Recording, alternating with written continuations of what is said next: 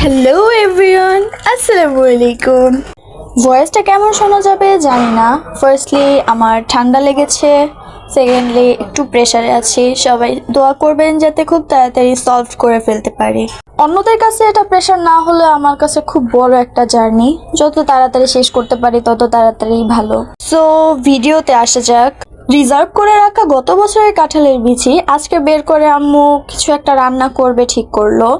3টা না 4টা পলিথিন দিয়ে বেঁধে রেখেছিল, ফার্স্টে দেখানো হয়েছে। তারপর সেটা ধোয়ার পরে জাস্ট চমক, বিচিগুলো আবার আগের মতো হয়ে গেল। অন্যদের বিষয় জানি না, কিন্তু আমার আম্মুর কাছে এগুলো না দেখলে আমি কখনোই জানতে পারতাম না। নিত্য নতুন অনেক কিছুই শিখেছি, তার মধ্যে এটি আরেকটি। আম্মু ধনিয়া পাতাটাও কুচি কুচি করে কেটে রিজার্ভ করে রাখে ডিপে। তো আজকে কাঁঠালের বিচি দিয়ে আম্মু হেঁচি শাক রান্না করছে। হেঁচি শাকও এইরকম যে কুচি কুচি করে কেটে কলই শাকের মতো রান্না করে তা জানতাম না। মানে অনেক কিছুই শিখতেছি। দেখি একদিন আমি নিজেও রান্না করব, নিজেও শিখবো, নিজেও করে খাবো, খাওয়াবো সবাইকে ইনশাল্লাহ।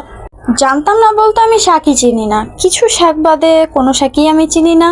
তো আম্মুকে অনেক বারবার করে জিজ্ঞাসা করে এই নামটা মনে রাখা, তারপর এখন বললাম। So like and subscribe, love you.